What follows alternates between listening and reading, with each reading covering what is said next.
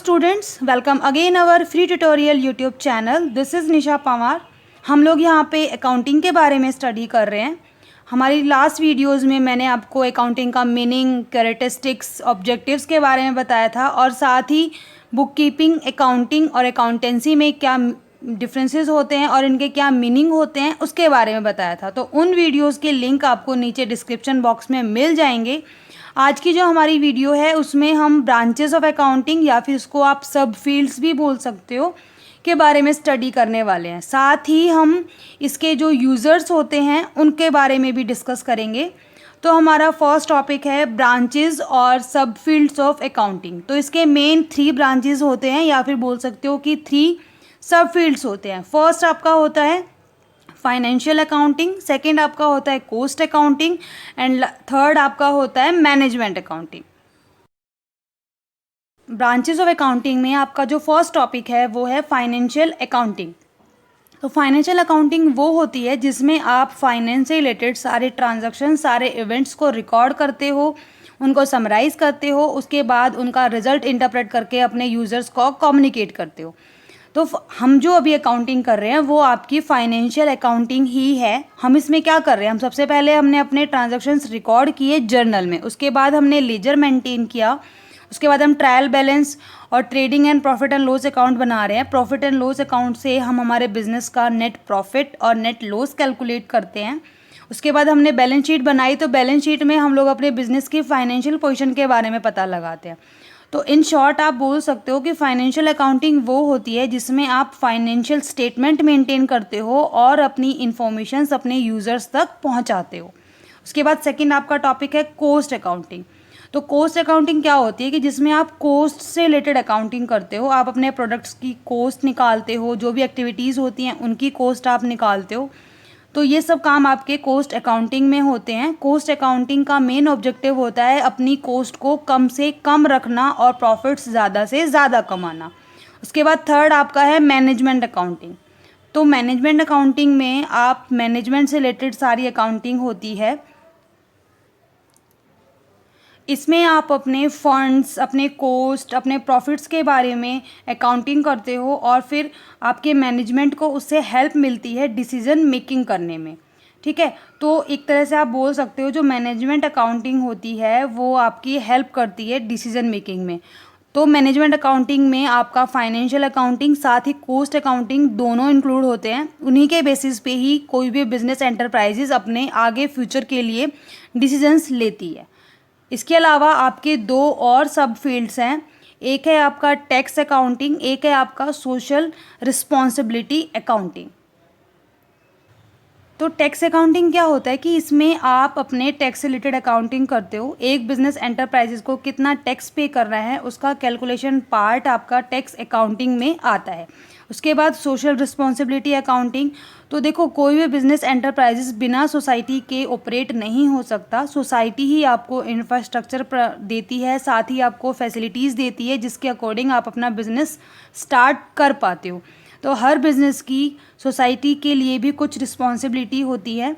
तो उन सबको फुलफ़िल करने के लिए जो अकाउंटिंग होती है, जो प्रोसेस होता है, उसे हम सोशल रिस्पॉन्सिबिलिटी अकाउंटिंग बोलते हैं।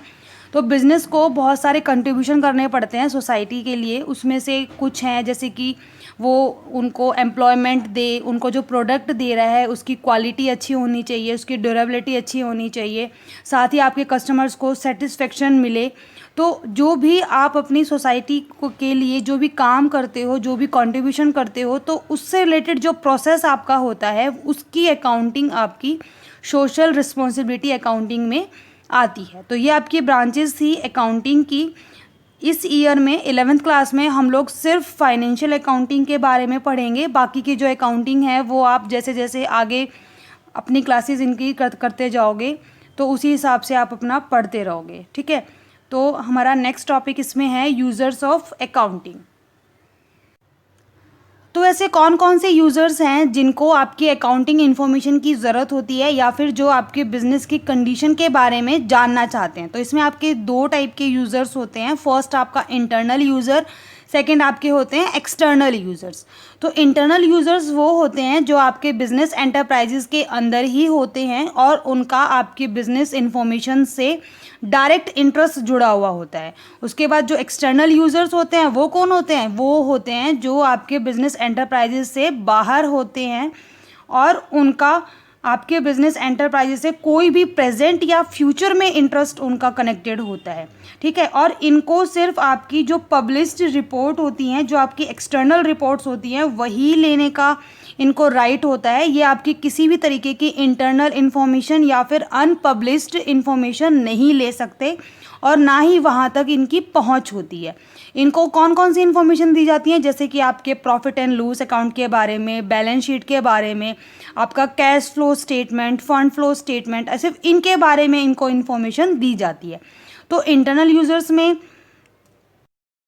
फर्स्ट जो यूज़र है वो है आपका ऑनर। तो जो आपकी कंपनी का, आपके एंटरप्राइजेस का जो ऑनर है, उसने तो आपके बिजनेस में कैपिटल लगाई है, उसने तो अपना पैसा लगाया है उसके अंदर, तो उसको तो अपनी इन्फॉर्मेशंस की ज़रूरत होगी ही होगी। तो उसको ये देखना होगा ना कि उसने जितनी कैपिटल लगाई है उससे उसको प्रॉफिट हो रहा है या लॉस हो रहा है, उसके प्रॉफिट्स इंक्रीज़ हो रहे हैं या डिक्रीज़ हो रहे हैं, उसकी एसेट्स फिक्स्ड हैं या फ्लोटिंग हैं। तो इस वजह से उसको आपके बिजनेस अकाउंटिंग इन्फॉर्मेशंस की ज़रूरत होती है। उसके बाद सेकंड आपका पॉइंट है मैनेजमेंट। तो मैनेजमेंट वो होता है जो आपके बिजनेस से रिलेटेड सारे इंपॉर्टेंट डिसीजंस वगैरह लेते हैं। तो उनको वो डिसीजन लेने के लिए आपके अकाउंटिंग इन्फॉर्मेशन की ज़रूरत होगी। उनको आपके इंटरनल और एक्सटर्नल सारी रिपोर्ट्स उनको देखनी पड़ेंगी। उसी के अकॉर्डिंग वो आपके बिज़नेस से रिलेटेड, आपके बिज़नेस के बेनिफिट से रिलेटेड सारे डिसीजंस वगैरह ले सकते हैं। उसके बाद थर्ड इसमें आपके हैं एम्प्लॉयज़ एंड वर्कर। तो एम्प्लॉयज़ और वर्कर वो हैं जो आपके एंटरप्राइजेज़ के लिए काम कर रहे हैं। तो उनको भी तो अपनी फ्यूचर सेफ्टी के लिए आपकी इन्फॉर्मेशन की ज़रूरत होगी कि अगर ये जो कंपनी जिसमें हम काम कर रहे हैं अगर वो अच्छी चल रही है, उसके प्रॉफिट्स इंक्रीज़ हो रहे हैं, तो इससे उनको भी तो बेनिफिट होगा, उनको बोनस मिलेगा, उनकी सैलरी में इंक्रीमेंट वगैरह हो जाएगा। तो उनको भी आपके बिजनेस इन्फॉर्मेशंस की ज़रूरत होती है। सेकंड आपके होते हैं एक्सटर्नल यूज़र्स। तो एक्सटर्नल यूज़र्स में आपका फर्स्ट है बैंक और फाइनेंशियल इंस्टीट्यूशंस। तो बैंक और फाइनेंशियल इंस्टीट्यूशंस वो होते हैं जो आपके बिजनेस एंटरप्राइजेज में लोन प्रोवाइड करते हैं। उनको इन्फॉर्मेशन की ज़रूरत इसलिए पड़ती है ताकि वो लोग सिक्योर हो जाएं कि आगे फ्यूचर में उनको उनका लोन रिकवर हो जाएगा। उसके बाद सेकंड आपके हैं इन्वेस्टर्स एंड पोटेंशियल इन्वेस्टर्स। तो इन्वेस्टर्स कौन होते हैं? वो होते हैं जो आपके बिजनेस में पैसा इन्वेस्ट करते हैं और उनको अपनी इन्वेस्टमेंट पे इंटरेस्ट मिलता है। तो उनको इन्फॉर्मेशन की ज़रूरत इसलिए पड़ती है ताकि वो ये जान सकें कि आपके बिजनेस एंटरप्राइजेज़ की अर्निंग कैपेसिटी कितनी है और उनका जो इन्वेस्टमेंट है वो सेफ़ है या नहीं। अगर आपकी बिजनेस एंटरप्राइजेज़ अच्छी चल रही है तो आप उनको इंटरेस्ट भी टाइम टू टाइम पे करते रहोगे, नहीं तो आप नहीं पे कर पाओगे। उसके बाद थर्ड आपके आते हैं क्रेडिटर्स। तो क्रेडिटर्स वो होते हैं जिन्होंने आपको अपनी गुड्स या सर्विसेज दी हुई हैं क्रेडिट पे। तो आपने उधार में उनसे सामान लिया हुआ है तो आपको फ्यूचर में उनको पैसा रिटर्न करना होता है। तो क्रेडिटर्स को भी आपकी इन्फॉर्मेशन की ज़रूरत होती है ताकि वो इस चीज़ के लिए सिक्योर हो जाएं कि जो भी उन्होंने अपना क्रेडिट आपको दिया हुआ है आप उनको टाइम टू टाइम पे करते रहो, ठीक है। उसके बाद फोर्थ आपका पॉइंट है government and it's authorities. Government को आपको टैक्स पे करना होता है, तो गवर्नमेंट को उस टैक्स को कंप्यूट करने के लिए आपके अकाउंटिंग इन्फॉर्मेशंस की ज़रूरत होती है। आप अपने फाइनेंशियल स्टेटमेंट को एज अ प्रूफ उन्हें दिखा सकते हो। देन आपका फिफ्थ पॉइंट है रिसर्चर्स। रिसर्चर्स को भी रिसर्च वर्क में आपके अकाउंटिंग इन्फॉर्मेशंस की ज़रूरत होती है। नेक्स्ट आपका पॉइंट है कंज्यूमर्स।